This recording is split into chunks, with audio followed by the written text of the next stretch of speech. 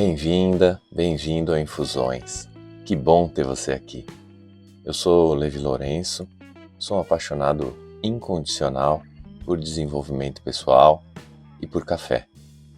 Meu trabalho é ajudar pessoas como você a se conhecerem melhor, a desenvolverem a inteligência emocional para viverem uma vida mais feliz, com mais autoconsciência.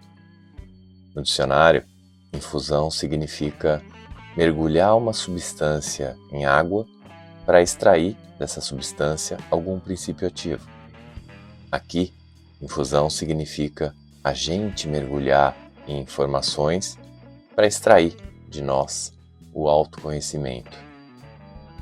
O Infusões é uma pausa para quem quer investir em si mesmo. É uma dose quentinha de autoconhecimento. E se o que você vai ouvir aqui fizer sentido para você, compartilha com quem você acha que pode se beneficiar. Nossa jornada é sempre mais leve quando temos companhia. Então, pega a sua xícara, eu estou te esperando aqui com o meu café.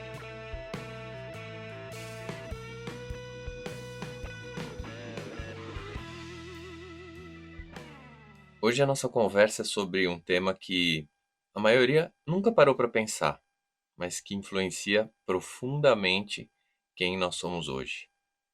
O impacto do ambiente familiar e das nossas experiências emocionais na infância. Pois é, senhoras e senhores, as experiências que a gente vive na infância transmitem mensagens emocionais que a gente leva para o resto da vida, ou seja, elas interferem muito no curso da nossa vida.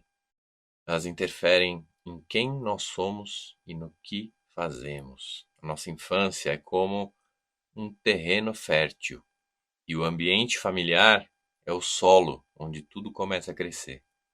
Se o solo é rico em afeto, em empatia, em estabilidade, as chances da planta crescer forte são muito maiores. Agora, se o solo é cheio de pedras, né, como conflitos constantes ou o que eu chamo de negligência emocional, a planta pode até crescer, mas vai precisar lutar muito mais. O que isso quer dizer? Que as primeiras interações que a gente tem com os nossos cuidadores moldam a nossa forma de lidar com o mundo. Ou seja, se você cresceu num ambiente onde os seus sentimentos eram acolhidos, provavelmente você aprendeu a se expressar de uma maneira saudável.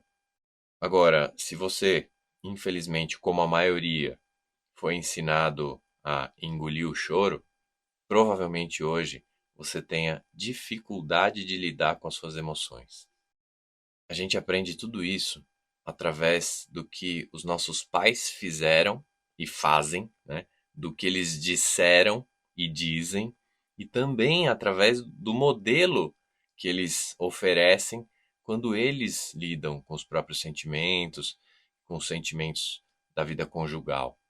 Então, baseado nisso, a gente já consegue concluir que alguns pais são professores emocionais talentosos, né? E outros, infelizmente, são um desastre. Mas ó, a gente não está aqui para achar culpados, tá? Esse episódio não é sobre isso. A gente está aqui para aprender a fazer diferente. Os estudos mostram que a forma como os pais tratam os filhos tem consequências profundas e duradouras na vida afetiva da criança. Então a boa notícia é pais mais inteligentes emocionalmente vão conseguir criar crianças mais inteligentes emocionalmente e que vão se tornar adultos inteligentes emocionalmente. E a má notícia é, a maioria de nós, infelizmente, não foi criado por pais inteligentes emocionalmente, porque o padrão de criação de filhos era meio automático, né? Só se repetia entre as famílias e, obviamente, entre as gerações. A tendência é que eu repita com os meus filhos o que eu aprendi com os meus pais. Então vamos lá, exemplos de padrões que mais se repetem nas famílias. 1. Ignorar os sentimentos dos filhos, ou seja, perturbação emocional do filho é normal e vai passar. Qual é o problema disso? Os pais perdem a oportunidade de usar esses momentos para se aproximar dos filhos, para desenvolver competência emocional deles. 2, deixar rolar, ou seja, sabe o que o filho está sentindo, mas acha que a criança sabe se virar, né? Como ela lidar com aquilo está ótimo.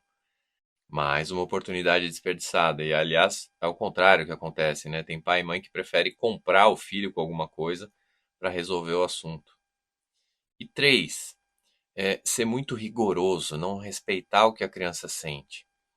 Eu já ouvi muitas vezes por aí que criança não tem que querer nada. São aqueles pais severos nas críticas e nos castigos. Não sei se você conhece alguém assim, mas eu conheço muita gente assim. São aqueles que proíbem a criança de manifestar raiva, por exemplo, que castigam quando a criança fica brava, que gritam para argumentar com a criança. Mas e aí? Se esse não é o modelo ideal, o que será que fazem os pais que acertam nessa hora? Sabe o que eles fazem? Eles aproveitam os momentos de perturbação dos filhos para agir como uma espécie de mentor emocional. O que é isso? É levar os sentimentos da criança a sério, é perguntar para entender o que ela está sentindo, ensinar ela a se expressar, para que ela aprenda sobre o que ela sente, como ela se sente, quais são as possibilidades dela se expressar quando ela se sente daquele jeito. E aí, pais inteligentes emocionalmente ajudam a criança a encontrar uma forma de não se sentir daquele jeito. Ajudam ela a contornar, a passar por aquele momento. Nossa, Levi, mas isso é difícil demais. Opa, se é. Quem tem filho, então, sabe como é.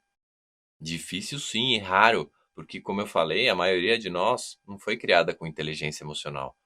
A maioria de nós foi educada na porrada, no grito, no engole o choro, no eu vou contar até 3.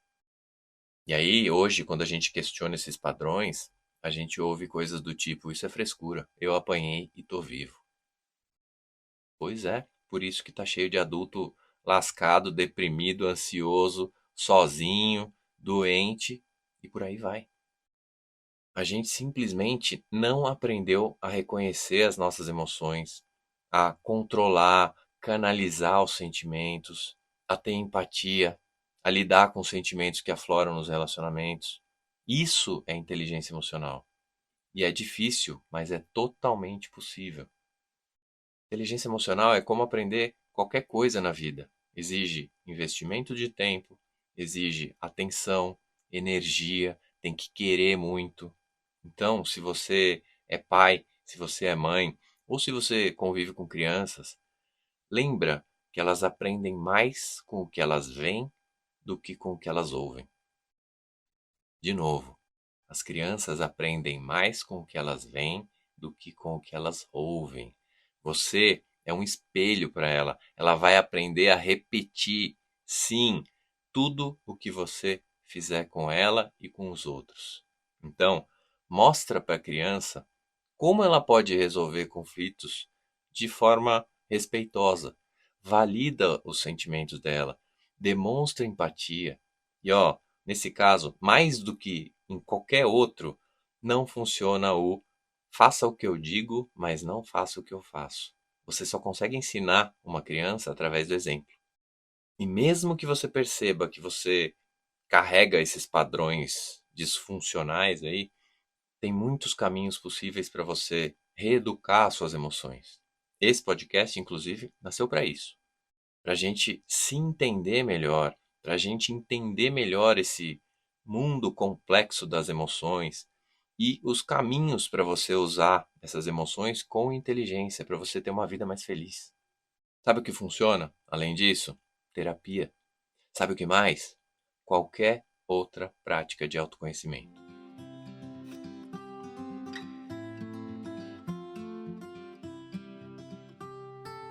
Vou te contar uma coisa que a ciência já comprovou. O sucesso de uma criança na escola depende em grande parte das características emocionais que foram cultivadas nos anos que antecedem a entrada dela na escola. Ou seja, antes de aprender a ler ou a contar, a criança precisa desenvolver algo muito mais essencial, que são as habilidades emocionais. O que é isso? Autocontrole, empatia, capacidade de socializar. Essas habilidades vão formar uma base para que, quando a criança chegar na escola, ela consiga lidar com as frustrações, que ela consiga fazer amigos, para que ela possa aprender de uma forma mais efetiva.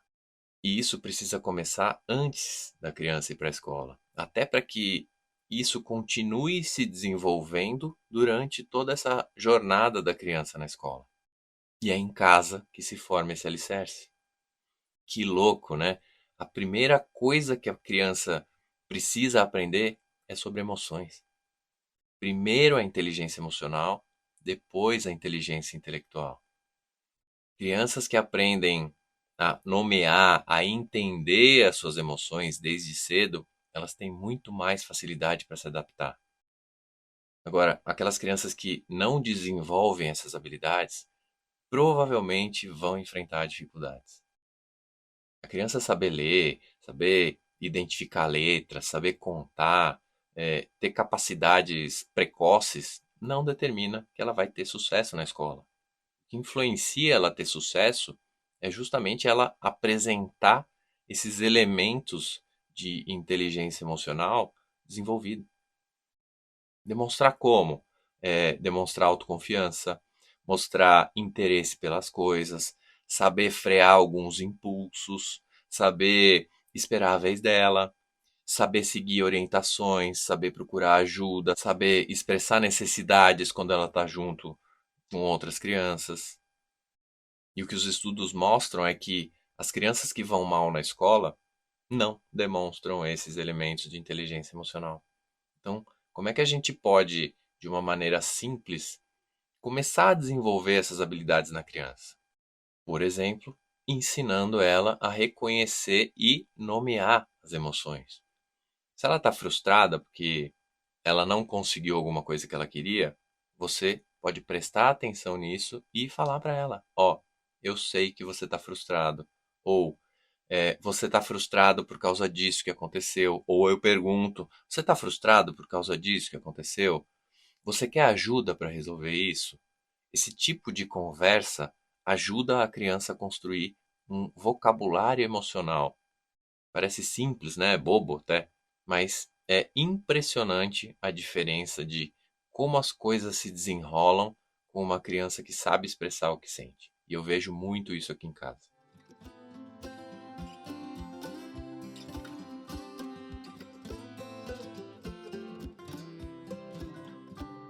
Aliás, falando em espelho, em a criança aprender com o que o adulto faz, você já deve ter reparado que algumas crianças são brigonas por natureza, né? Já deu para concluir então que esse comportamento, essa tal natureza, não surgiu do nada, né? Esse papo de temperamento, ele serve bastante para aliviar a responsabilidade.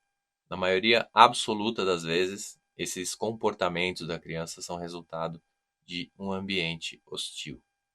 Ou seja, pais ou cuidadores que resolvem problemas com gritos, com violência, ou que ensinam na prática, mesmo sem querer, que essa é a forma de lidar com os desafios. E se não for isso, crianças que não têm regras claras ou que sentem rejeição emocional acabam recorrendo à agressão como uma forma de se expressar ou de chamar atenção. Então, se você convive com uma criança que demonstra, né, esses comportamentos agressivos, tenta olhar além da superfície. O que pode estar causando isso? Será que essa criança está sentindo falta de limites ou de acolhimento? Lembra que punir a agressividade sem entender a causa só vai reforçar esse ciclo. Se você é o pai ou se você é a mãe dessa criança, ela aprendeu isso em casa. Eu li um estudo que mostra que negligência, ou seja, ignorar a criança quando ela mais precisa, tem impactos mais negativos do que maus tratos. Que as crianças que foram negligenciadas pelos pais tinham o pior desempenho escolar. Eram as crianças mais ansiosas, mais desatentas, mais apáticas, mais agressivas, mais retraídas, e elas estavam, em maioria, entre os repetentes. Os 4 primeiros anos de vida são um período que o cérebro da criança cresce muito num ritmo que nunca mais vai acontecer. Ou seja, é a famosa esponja. É o período que a aprendizagem acontece de um jeito muito mais fácil e por isso a aprendizagem emocional se torna tão importante. Se a criança cresce ali com negligência ou sob tensão, isso prejudica esses centros de aprendizagem do cérebro e o intelecto, ou seja, esse impacto é profundo.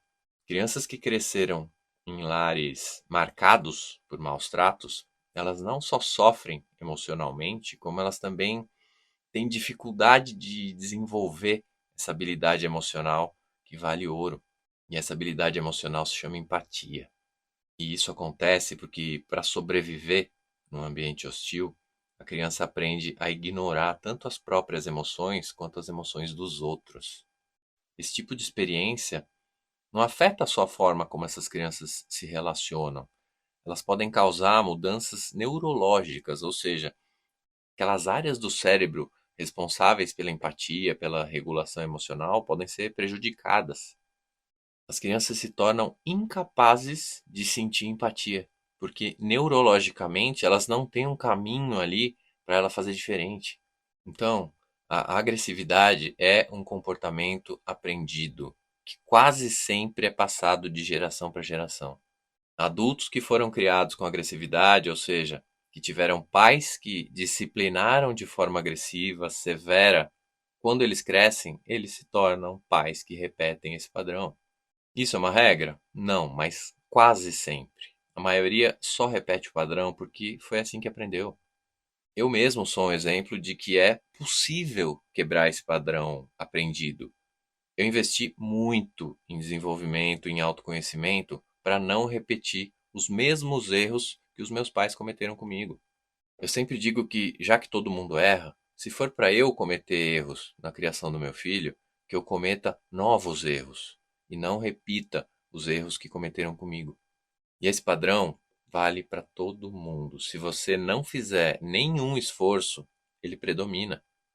Meninas agressivas se tornam mães severas no modo de educar os filhos. Meninos agressivos se tornam pais severos. E isso passa para os filhos, assim como foi passado para esses pais. É um exemplo de violência, de agressividade, que é um modelo que os filhos vão levar para a escola, para as brincadeiras, para a vida. Triste, né? Quando a gente fala de ser severo, ninguém está falando que os pais são maus, tá? A gente está falando de um padrão de comportamento que é só repetido sem pensar muito. Esses pais só repetem o que eles aprenderam com os pais deles.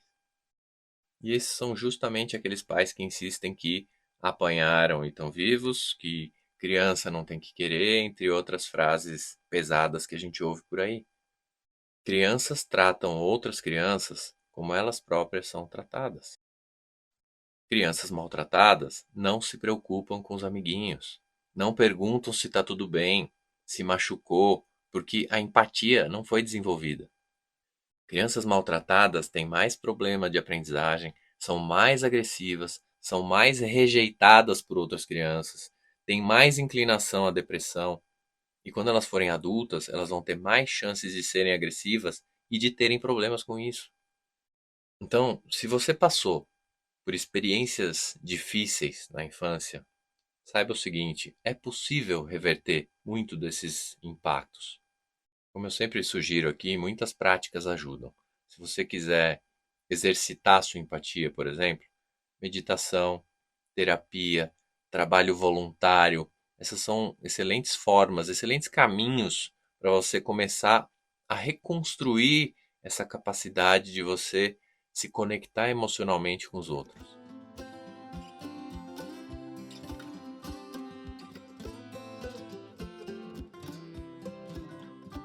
Quando a gente fala sobre emoções, sobre os aprendizados da infância, a gente não está só olhando para o passado. Quando a gente faz isso, a gente também está identificando como esses padrões se manifestam hoje nas nossas relações, no trabalho, até na forma como a gente lida com a gente mesmo. A boa notícia é que, mesmo que aquele solo da sua infância tenha sido cheio de pedras, como o meu foi, sempre dá tempo de você cultivar um jardim mais saudável. É uma escolha. Reeducar as nossas emoções, aprender a lidar melhor com os outros, é um processo contínuo e eu garanto, é extremamente recompensador. Então, fica aqui o convite. Que tal você começar a observar os padrões emocionais que você carrega?